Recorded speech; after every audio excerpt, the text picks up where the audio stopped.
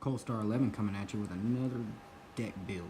This is my Dark Magician deck, and it's probably my favorite among all my decks. It's probably the one I've put the most time into and the most money. I hope y'all enjoy and hit that subscribe button.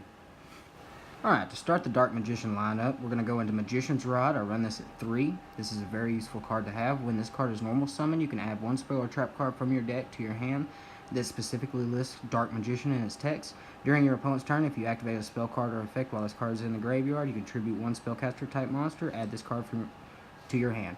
You can use the effects of Magician Rod once per turn. Robe. This is a very great card to have in the deck. During your opponent's turn, you can discard one spell or trap, special summon a Dark Magician. During your opponent's turn, you can if you activate a spell or trap while it's in the graveyard, you can special summon it, but banish it when it leaves the field. Legion, the Fiend Jester, is actually a very good card to have in this deck. During your main phase, you can tribute summon one spellcaster type monster in face-up attack position, in addition to your normal summon set. If this card is sent from the field to the graveyard, you can add one spellcaster type monster from your deck to your hand. It's practically a Dark Magician when it dies.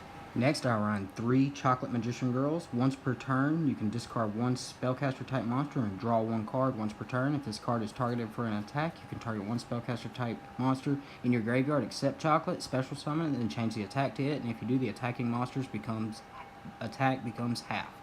So pretty much, if you have a Dark Magician in the graveyard, or you open up with a Chocolate Girl and a Dark Magician, dump Magician, and then whenever they attack Chocolate, you can resummon Dark Magician and their attack is halved. She's probably the favorite out of the girls. Alright, next we have Apprentice Illusion Magician, which I run at 3. Its effect is you can special summon this card from your hand by discarding one card, and if this card is normal special summon, you can add one Dark Magician from your deck to your hand. During damage calculation, if the other Dark spellcaster battles an opponent's monster, quick effect, you can send this card from the hand or face up on the field to the graveyard.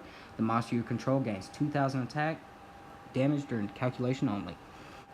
Next, we have the Illusion form of Dark Magician, Magician of Dark Illusion, which I run at 3. Pretty much its name becomes Dark Magician while it's on the field. During your opponent's turn, if you activate a spell or trap or effect, except during the damage step, you can special summon this card. Its second effect is, if you have it on the field and you activate a spell or trap card, you can target one Dark Magician in your graveyard and special summon it. And then, of course, you have the flagship of this deck, Dark Magician at 3. The ultimate wizard in terms of attack and defense, and this was always one of the favorited cards out of the old TV show. Probably my favorite out of all of them. And with him comes 2 Palladium Oracle Mahads.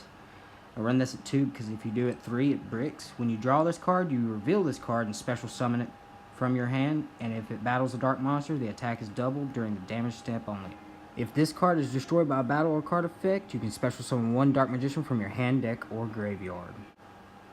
And last but not least, the one hand trap everybody knows, Ghost Ogre and Snow Rabbit for this deck. Alright, for our spell card lineup, I run 3 Dark Magical Circles. When this card is activated, look at the top 3 cards of the deck and reveal one Dark Magician spell trap card that specifically lists Dark Magician among them and add it to your hand. Its second effect is whenever Dark Magician is normal or special summoned to the field except during the damage step, you can banish one of your opponent's cards. You can only activate it once though. Next, I run 2 Dark Magic Veils, pay 1,000 life points, and special summon one Dark Spellcaster type from your hand or graveyard. The rest of the spell lineup is Dark Magic Attack, Monster Reborn, Illusion Magic, cards that everybody pretty much knows, Twin Twister, Soul Charge God card, Secret Village of the Spellcasters, which is very handy to lock down other decks that use spell cards, Cosmic Cyclone, Regeki, and Pot of Desires, with finally tipping it off with a Pot of Duality for choice. For my trap lineup, I run 2 Eternal Souls, which it makes Dark Magicians unaffected by your opponent's card effects, but if it leaves the field, it destroys every monster you control. You can special summon a Dark Magician from your hand or graveyard, or you can add a Dark Magic Attack or 1,000 Knives from your deck once per turn. Next is 3 Magician's Navigation. Special summon 1 Dark Magician from your hand, then special summon 1 level 7 or lower Dark Spellcaster from your deck. If you control a Dark Magician, except the turn that this was sent to the graveyard, you can banish this card from your graveyard, then target 1 spell or trap card your opponent controls, and it has its effects negated until the end of the turn. This card is phenomenal, guys.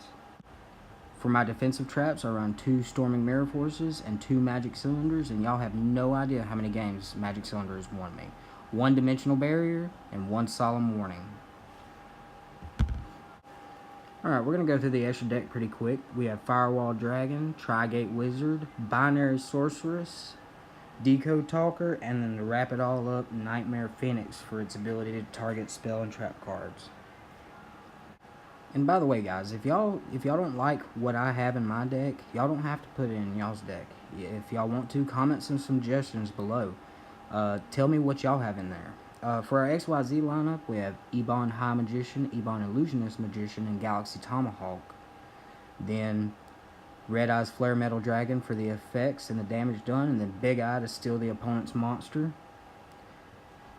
And then, last but not least, we have the Utopia lineup, which is level 4s, the Chocolate Girls. Utopia Beyond is for the Apprentice Magicians, and then once you have Utopia, you can go into Utopia Lightning and run the board. Guys, if y'all will, hit that subscribe button, and thank y'all for tuning in. Dark Magician is probably one of my favorite decks I've ever built, and it's taken me the longest, and it is my flagship deck. When I walk into a tournament, it's the deck that I whoop out. And everybody asks, a magician never reveals his secrets. Thank y'all, and hope y'all keep watching.